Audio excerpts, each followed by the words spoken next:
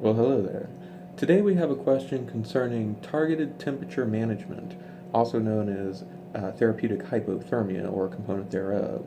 This question revolves around the inclusion criteria as brought up by a nurse that I work with and the belief that that inclusion versus exclusion criteria has been done away with.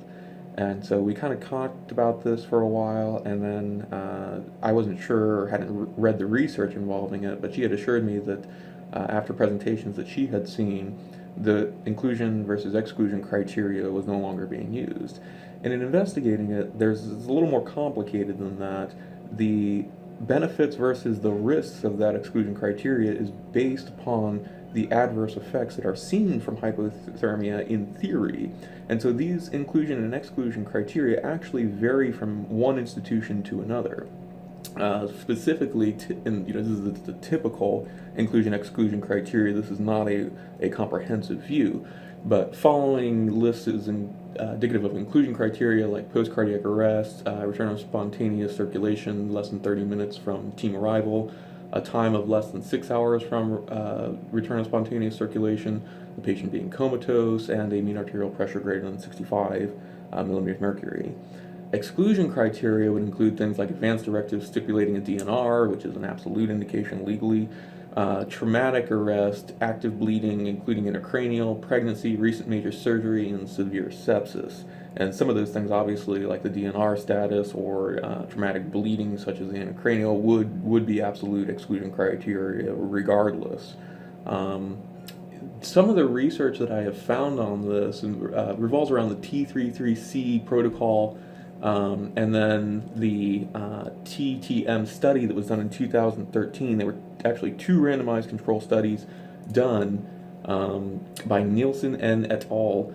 Targeted temperature management of a 33 Celsius versus 36 Celsius after out-of-hospital cardiac arrest. So this only looked at the patients that were done out of the hospital and was trying to determine the temperature differences between 33 and 36 degrees Celsius. There's a big debate amongst doctors who treat with hypothermia on what is the preferred method between that and the American standard versus the European standard.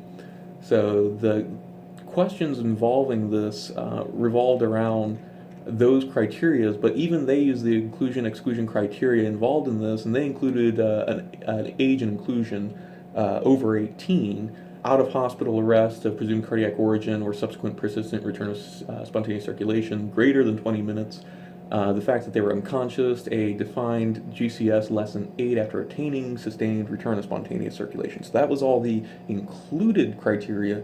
The exclusion criteria involved witnessing an arrest with the asystole as the initial rhythm, admission body temperature of less than 30 degrees Celsius, suspected or confirmed acute intracranial hemorrhage or stroke, obvious or suspected pregnancy, known bleeding, diathesis, known limitations in therapy such as the DNR order, known diseases making 180 days survival unlikely, known pre-arrest cerebral performance category 3 or 4, greater than 4 hours of return of spontaneous circulation to screening, and a systolic blood pressure less than 80. So you can see that most of those are very similar to what we saw on the previous requirements and what my own facility goes by when deciding inclusion versus exclusion.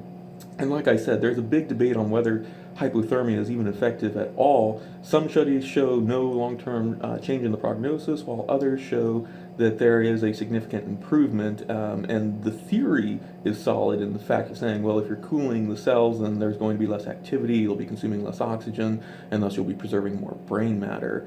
But many doctors, ER doctors, will not go with hypothermia, believing that it is debunked from the research and studies that they have found.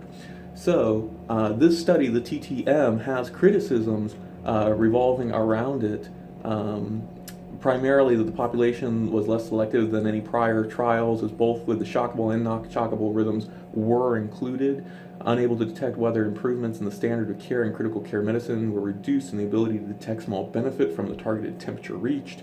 The treatment teams were not blinded in these studies, so obviously they knew whether they were trying to reach a 33 or a 36. Participants in the prolonged ROSC were unlikely to regain neurological function and may have introduced bias to this study. The investigators did not use newer measurement scales to assess neurological recovery, and it was unclear if a higher rate of a bystander CPR may have improved the outcome. These are all very hard factors to control in a study like this, but they are legitimate criticisms when you look at this research. So it was unclear if the investigators had a pre-screening protocol involved in the application of this as well. But nevertheless, they did continue to recommend the hypothermic protocol and the benefits that it indicated. The discussion of the outcomes showed an overall all-case mortality at the end of the trial, 50 versus 45 between the two studies. Secondary outcomes showed cerebral performance categories 3 to 4, 3 being severe cerebral disability and 4 being in a coma, vegetative state, and 5 being death. 45 to 52% involved in those two studies. Modified Rankin Scale score of 4 to 6, 4 being severely disabled, 5 being severe disability, 6 being death, and that showed a 52 and 52 in both studies. All-cause mortality to 180 days was 48% versus 47%. Slight difference, but we're talking about thousands or millions of people potentially, so those small numbers do make a significant difference when applying this sort of research across the board. Adverse events included 19 and 13% hypokalemia, and any adverse event it was 93 to 90%. So those are really high numbers there, but you got to remember when you're counting any sort of deviation on somebody who's technically died and come back, you're going to see a lot of problems. So intubation, pneumonia, infection, all of those things cause problems, hypokalemia. That all feeds into those complications. So even though it's a really high number, it's expected to be. And the 93 to 90% is indicative that there was, it's hard to say a significant change in those numbers, but it really is if you look across the board as far as how many people that those small figures involve. After this, looking at nursing research in particular, I went into AACN and pulled up feature articles from the Journal of Acute Care Nursing, caring for patients treated with therapeutic hypothermia. They also include inclusion-exclusion criteria, this research being from 2015.